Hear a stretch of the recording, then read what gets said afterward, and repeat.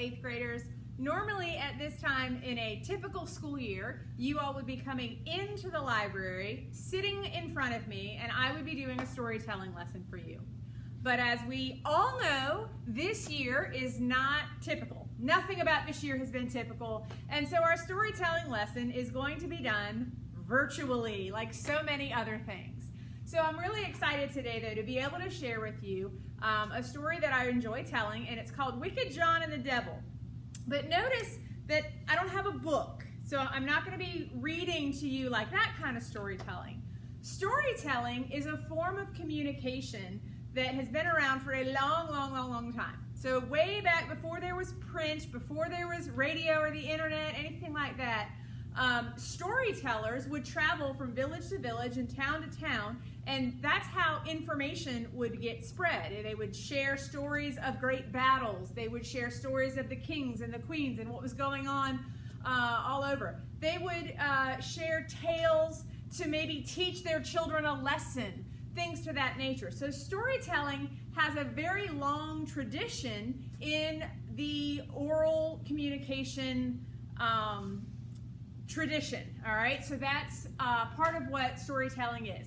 And today's story that I have for you is a cautionary tale. It is a North Carolina tale, and so I hope you'll enjoy this telling of Wicked John and the Devil. Once, a long time ago, there was an old blacksmith named John. And he was a mean old man. He talked mean. He acted mean. He was so mean, in fact, that most folks just called him wicked. Now, there was one little quirk to old John's personality, and that is that when he came upon a stranger, he tended to show them a kindness. So the people that he knew in town for a long time, mean as a snake. But strangers, he tended to be kind. So that's how it happened one day that John was working away in his shop, at his blacksmith shop, just tinkering away with his work, when he noticed approaching his door an old beggar man, all crippled with the rheumatism and arthritis, wearing rags and just a filthy.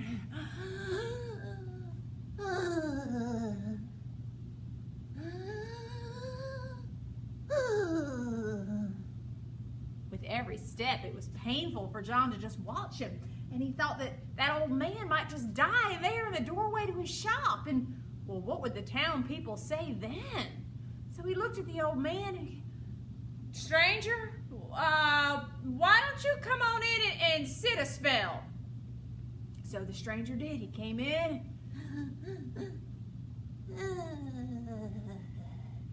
heaved himself down onto an upturned barrel, sat and rested. Well, John kept on working, tinkering away at his bench, watching that old beggar man.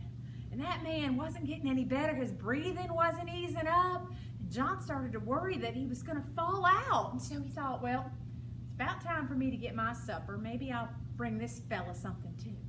And so John went off and made a plate of food for himself and brought out a plate of food for the man and brought him a nice cool glass of water from the well.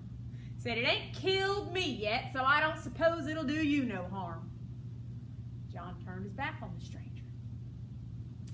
Well, when he went back to work, and so John, while he was kind to the stranger, he didn't fully trust him, so he didn't keep his back turned for long. He would work, and then he would glance. And he would work, and he would glance. And he would work, and then he would glance. And it just so happened that one of these times when he glanced at the stranger had finished his meal. And he put down his plate, he put down the glass, and he went to stand up. And the most amazing thing happened.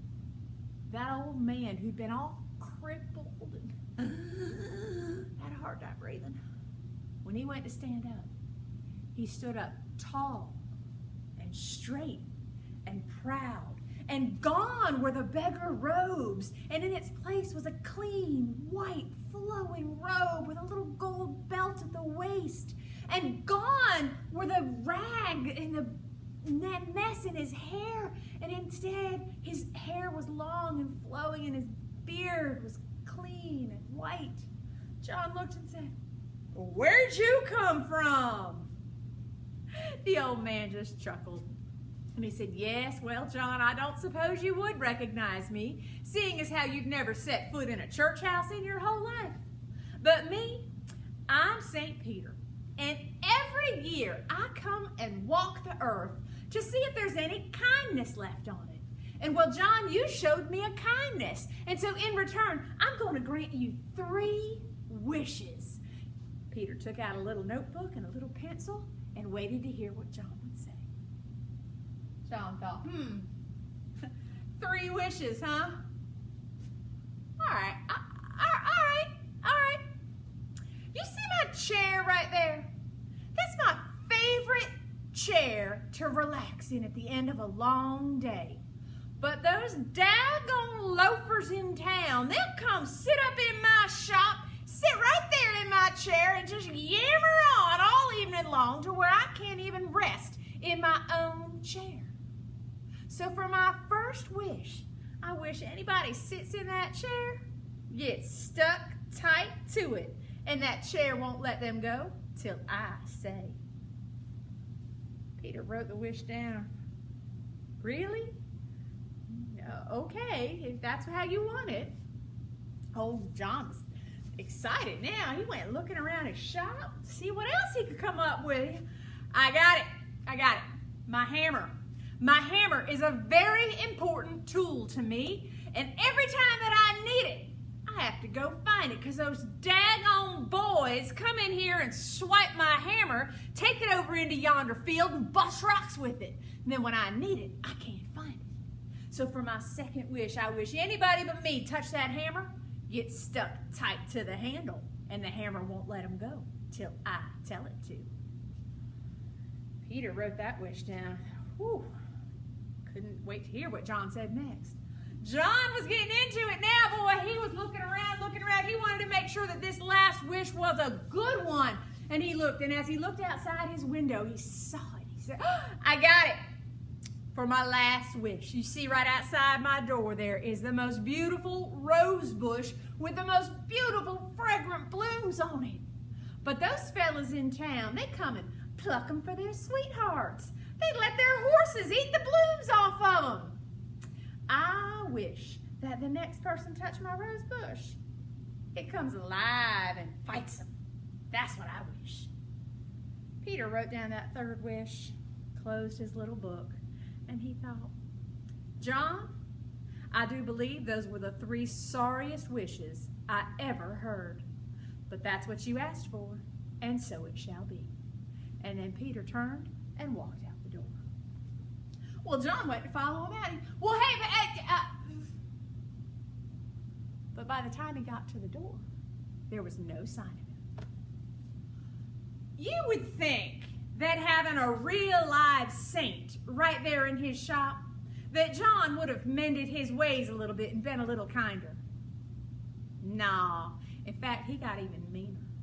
He would invite people to come in and sit in his chair and then laugh and laugh while it rocked him so hard it knocked their heads silly. He would purposefully ask people to hand him his hammer and then chuckle while it bonked them in the head without their being able to control it. He purposely told fellas to pick blooms for their sweethearts so that the bush would attack them in front of the sweetheart. Things got so bad that the devil, who likes to keep tabs on how things are going up here, decided that he couldn't wait for it to be John's time, and he was going to send somebody to take John before he got so mean that people feared John more than they feared him.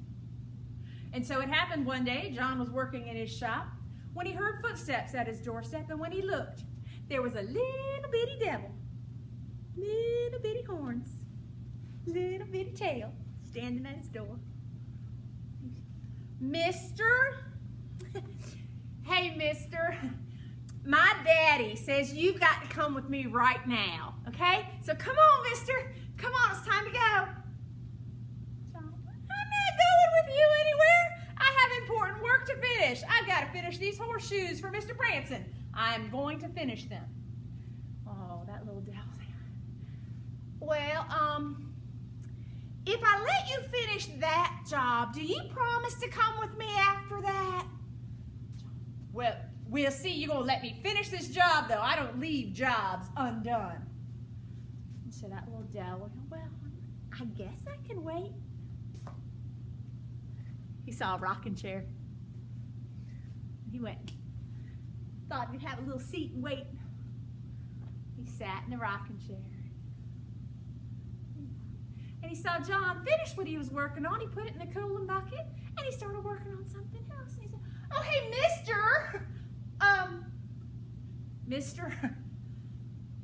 Mister, there's something wrong with your chair.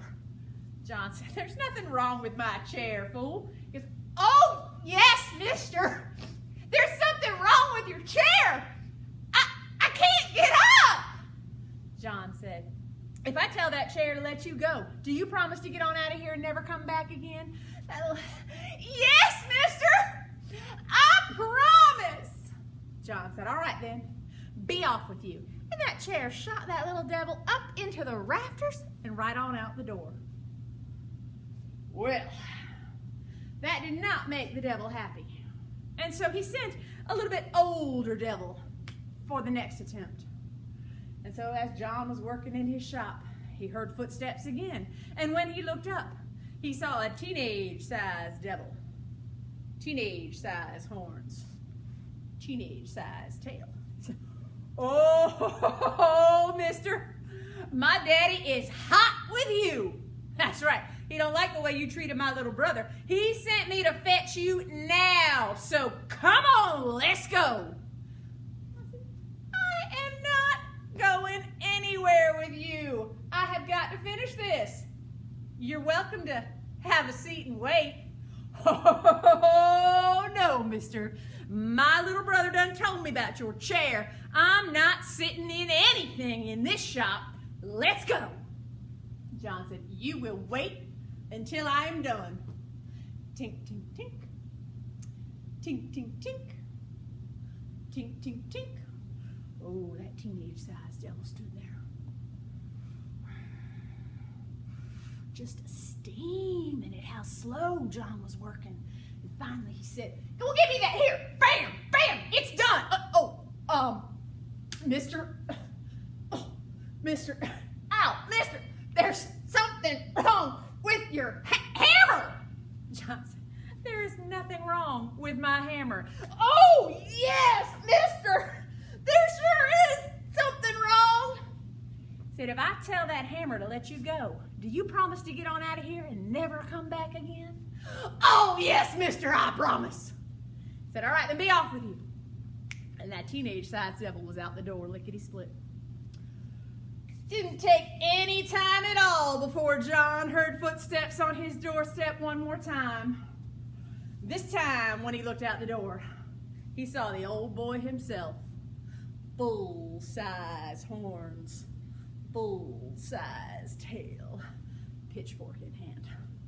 He said, whew, what are you doing here? The devil says, you're coming with me right now. John looked right at that devil. He said, oh yeah? You and what army's going to take me? Oh, that made the devil mad. And right there in John's shop, the biggest, baddest brawl in history took place. It was so bad. There was punching and kicking and screaming, and they were in and out of everything. They broke every surface in the shop. And at one point, the devil had a leg up. He had John in a headlock, and he had him down there, and he thought he was going to win. And then John looked, and he saw the devil's tail, and he grabbed the devil's tail, and he took a big old bite, and the devil said, yow!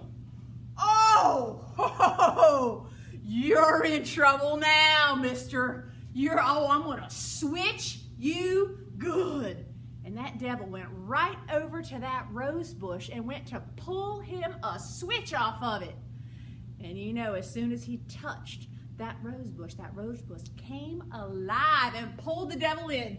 Oh, and the more the devil fought the rose bush, the more he got pulled down into it. way down where the thorns were thick. And he finally said, Mister, I think there's something wrong with your rose bush. John said, no, boy, there ain't nothing wrong with that rose bush. Yeah, I think there is. John said, well, if I let that rose bush let you go, do you promise to get on out of here and never come back again? The devil said, yep, I promise. So John had the rose bush, spit him out. John lived for many more years. And when he finally did pass on, he did so quite peacefully in his sleep. And he found himself walking through the clouds towards big pearly gates in the distance. And when he got to the gates, there was none other than St. Peter standing there, checking his book. Peter looked up and saw John and said, oh, John, what are you doing here? John says, oh, Peter, I realize that, I probably can't stay, but I thought since, you and me, we go way back, like, maybe I could just look in and take a little peek, see around, see what's what. Peter thought about it. He said, well, let's check, John. Let's check. We keep a book on everyone here, so let's see what the book says. He said, John, okay. So first we have your good deeds. We've got 1, 2. Yeah, 2. Oh, okay. And then we have the bad side. We have 1, 2.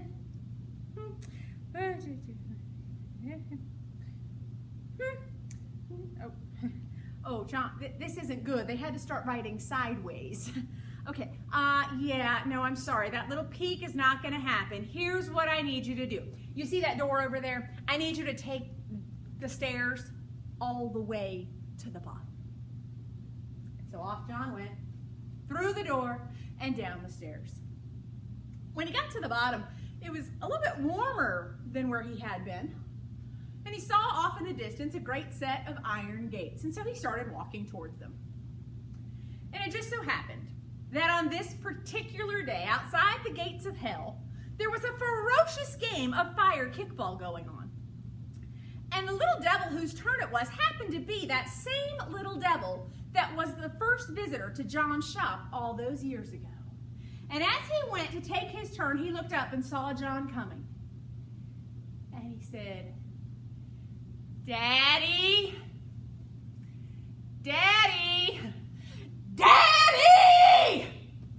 And so it happened that when John reached the gates of hell, for the first time in history, the gates were locked, with the old boy himself standing behind it, with all his little devils around him. John looked at him and said, what's up, son? The devil said, you're not coming in. John, what? You afraid I'm going to take over? Whoo! The devil said, you can't come in. John, well, they won't let me in up there. You won't let me in down here. What am I supposed to do? The devil thought about it. And he thought about it.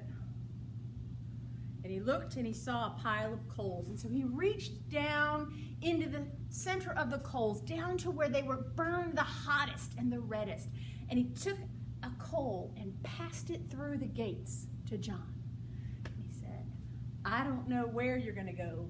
You can't stay here. You'll have to go start a hell of your own someplace else. So there's this place. It's on the North Carolina-Virginia border. It's called the Great Dismal Swamp. Maybe you've heard of it. Well, there's been reports for a long time of a red light bobbing through that swamp. Now, learned folk like teachers and university professors and scientists, they're going to try to tell you that it is the red light is merely a reflection of passing car lights from the highway in the swamp gases. That's what people are seeing. But now you know that red light is Wicked John, still searching for a place to call home. And that, my friends, is the story of Wicked John and the Devil.